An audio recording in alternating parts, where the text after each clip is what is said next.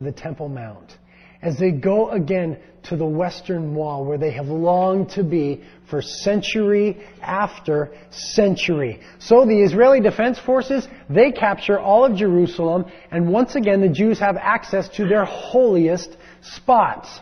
What happens? Wait a minute, the Palestinians say. Wait a minute, the Muslims say.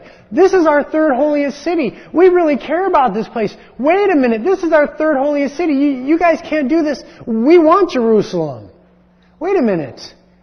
You guys didn't care about it at all. In fact, listen, this is how little it meant to them religiously.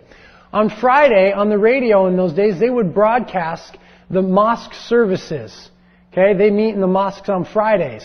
You would think that in that land, in that region, of the Al-Aqsa Mosque on the Temple Mount of Jerusalem, we're the third holiest city to the Islamic religion, they would broadcast the service on the radio from the Al-Aqsa Mosque. They did not at this time.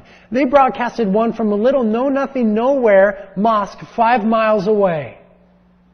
Point is, they just didn't care about it religiously, or politically, or culturally.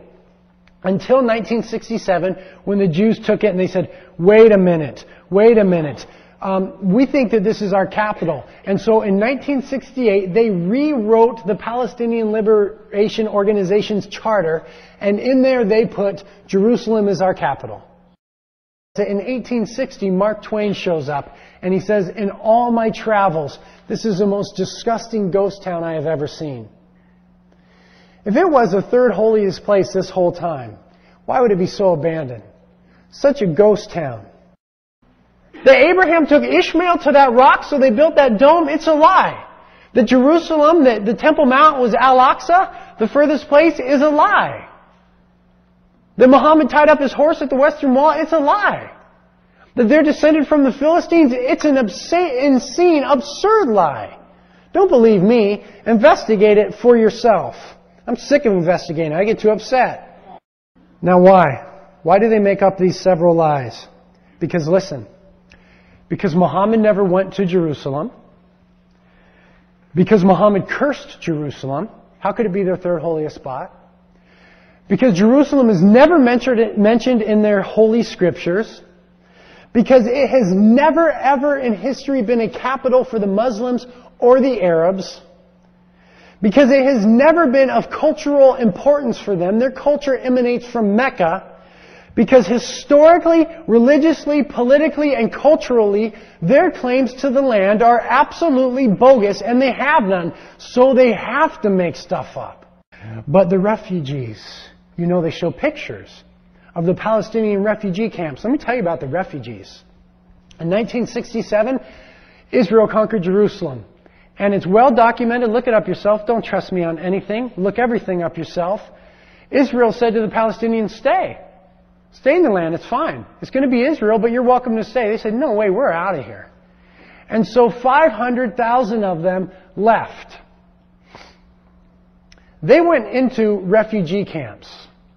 In that same year, the Arab countries got very upset and they expelled 800,000 Jews. They came to Israel. Tiny little Israel absorbed 800,000 Jews into their population without a problem. Are you telling me that all of the Arab nations could not absorb 600,000 Palestinian refugees? The Palestinian refugee camps are the biggest propaganda scheme in our century. Can it really be about the land? Can the Palestinians really need more Arab land? We determined 2 weeks ago it's not about the land. We determined it's not about economics. God was so generous with the Arabs, He gave them not only more land, but He gave them oil underneath the land. Israel has no oil. It has no great rivers. It has no economic value that would make the land valuable. We determined that it is a spiritual battle for the land of Israel. Why? Because God said, that is where I have placed my name. God said, those are my chosen people. And that is my chosen piece of real estate. And my Messiah will return and rule and reign from there. Why wouldn't Satan come against it with everything that he has? Read Revelation chapter 12. Satan comes against Israel with everything that he has. Read your entire Bible.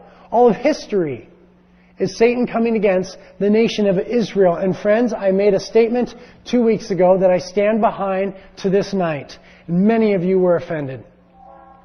I said that Islam, the religion, is a tool of Satan. I'm with you.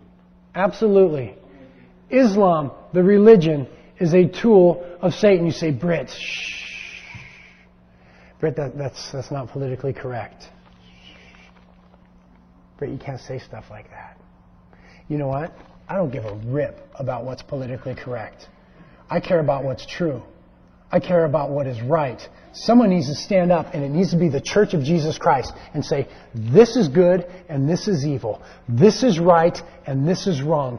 This is of the Lord and this is not. Guess who's called to do that on the face of this earth right now? You and I, the followers of Jesus Christ. Nobody else.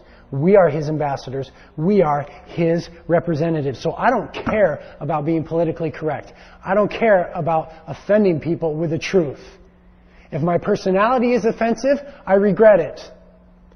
If my mouth or anything else about me is offensive, I'm ashamed. But if the truth is offensive, I stand behind it. Why am I telling you all of this?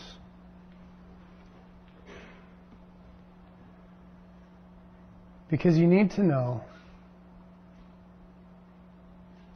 that there is a real battle being waged in the spiritual realm.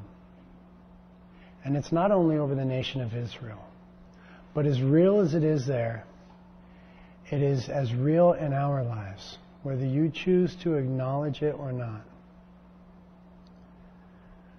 If Satan can't get to God, he'll get to what he loves most, which is the nation of Israel and His church. I say this not to scare you. I say that there's a spiritual battle because it's real and you need to be aware of it. But I also say this that you might know that God is faithful. Because God made an everlasting covenant with the nation of Israel. And we have seen Him through the return of the people to the land and the reestablishment of the nation fulfilling His promise.